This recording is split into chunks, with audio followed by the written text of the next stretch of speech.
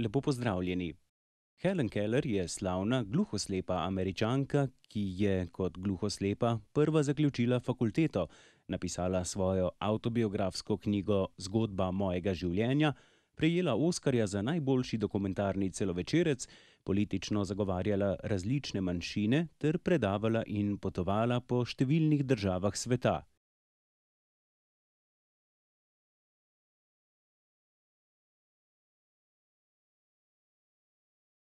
Letos 1. junija obeležujemo 45. obletnico njene smrti.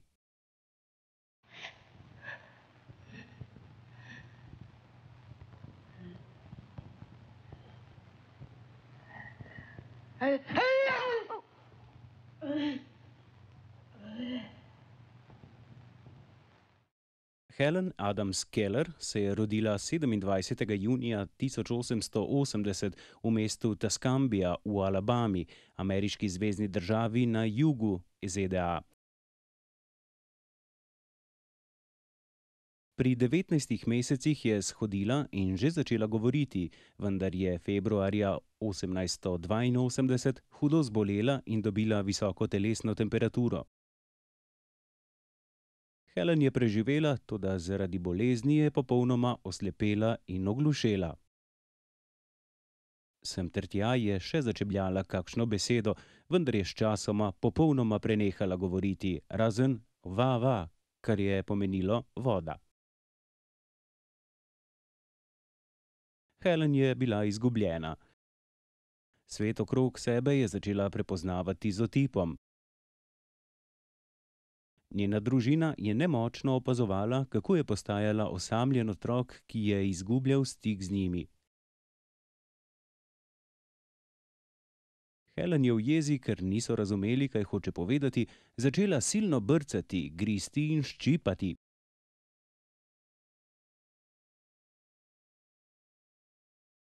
V obupu se je pogosto tako razjezila, da je ni bilo moč obvladati. Willing to put her away. Now what? She wants to talk be like you and me.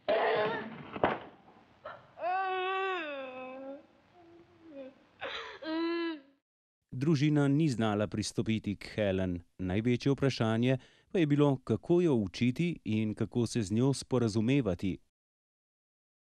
Helenina teta je starše spodbujala, naj jo vseeno poskusijo izobraziti.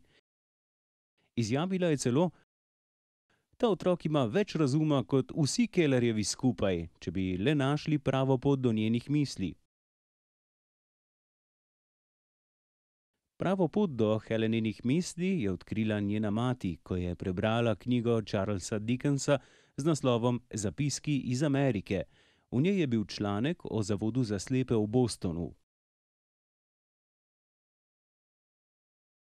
Zato se je odločila pisati ravnatelju zavoda Michaelu Anagnosu, ki je Kellerjevim priporočil izvrstno učiteljico Anne Sullivan.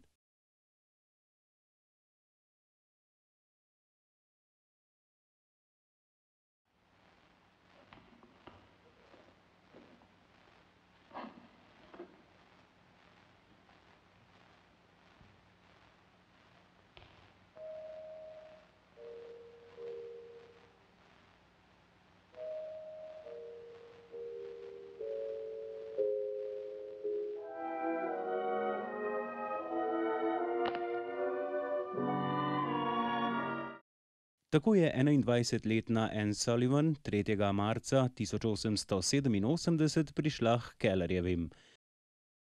Helen je dan kasneje opisala kot rojstni dan moje duše.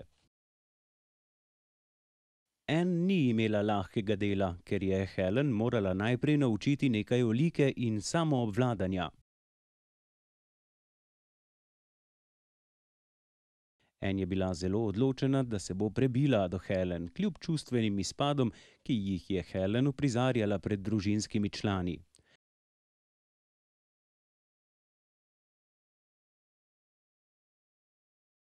Eden takšnih se je zgodil v družinski jedilnici, kjer je 7-letna Helen imela zelo neprimerno navado pri mizi.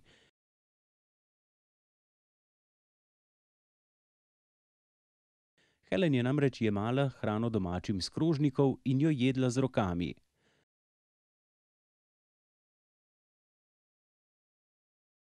Anne se je odločila, da Helen tega ne bo več dovolila. To je bil povod za silen spopad volje med njima, vendar je Anne vztrajala do konca.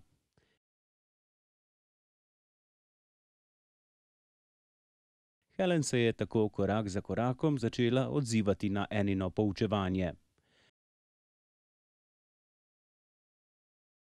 Anne je spoznala, da sta starša Helen vedno vse dovolila, zaradi česar je postala tako zelo razvajena.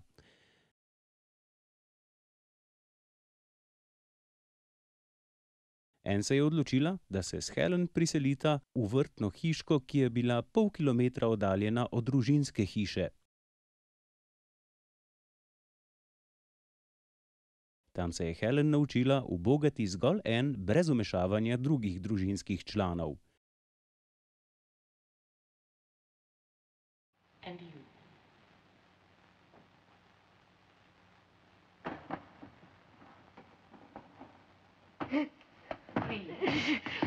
Reach. I wanted to teach you. Helen se je zdaj prvih besed učila z metodo pisanja na dlan. Sprva ni razumela, kaj pomenijo črkovane besede na dlani. Vse skupaj se ji je zdelo kot nekakšna igra z rokami. To pa se je spremenilo, ko je Helen nekega jutra od Anne hotela izvedeti ime za vodo. Šli sta k vodnjaku in Anne je začela črpati vodo iz vodnjaka. Voda je brizgnila na Helenine dlani, nakar je Anne na Helenine dlani tudi črkovala ime za vodo. Helenin obraz je zažarel. Odslej se Helen ni več ozirala v preteklost, temveč je začela tekati od predmeta do predmeta, Anne pa ji je pisala imena zanje na dlani.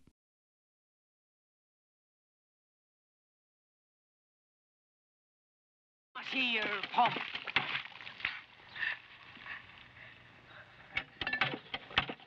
W-A-T-E-R, water. It has a name. W-A-T.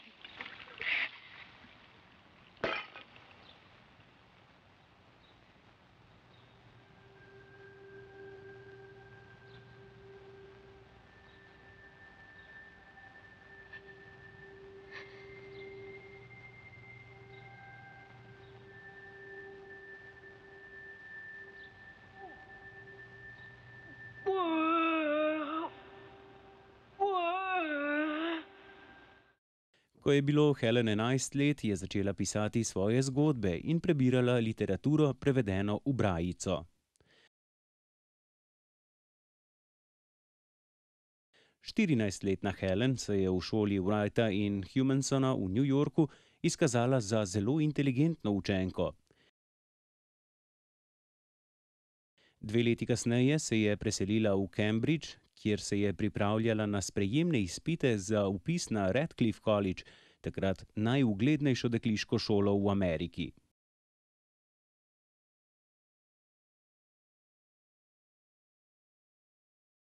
Helen se je zavedala, da se bo morala nadčloveško potruditi, da bo naredila sprejemne izpite. Anne ji je pri učenju pomagala tako, da je študijsko gradivo prepisovala v brajico in Helen besede pojasnjevala s pisanjem na dlan.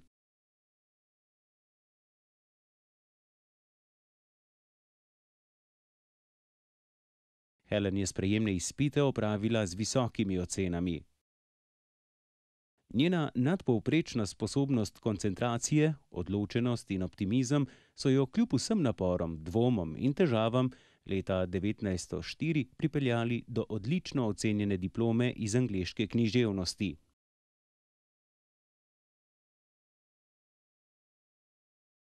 Helen je tako postala prva gluhoslepa oseba na svetu z univerzitetno diplomo.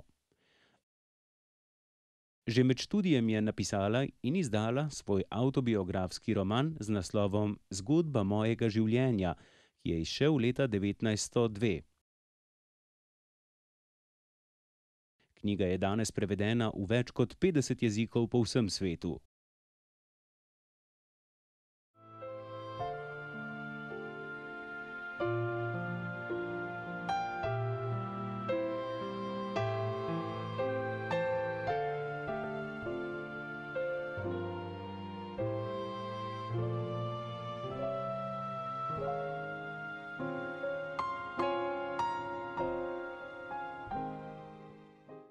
Helen je svoje življenje in optimizem posvetila tudi boju za pravice žensk in ljudi s posebnimi potrebami. Vedno se je postavila na stran revnih, zatiranih in temnopoltih. Podpirala je tudi delavske stavke, odprave smrtne kazni in prepoved zaposlovanja otrok. V Hollywoodu je skupaj z Anne posnela celo film z naslovom Rojstvo. Helen je postala tudi predavateljica in svetovna popotnica. Na teh potovanjih je prejela priznanja številnih univerz in spoznala številne pomembne in slavne osebnosti. Gostili so jo John F. Kennedy, Charlie Chaplin, Henry Ford in številni drugi.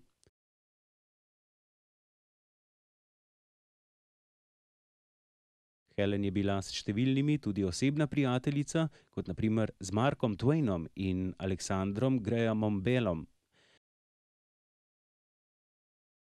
Winston Churchill jo je razglasil za največjo žensko naše dobe. Od 3. do 5. julija 1931 je bila tudi v Ljubljani. V Delavski zbornici v Ljubljani so takrat njej v čast organizirali slavnostno akademijo. Helen se je tudi podpisala v spominsko knjigo Zavoda za gluhe in naglušne Ljubljana.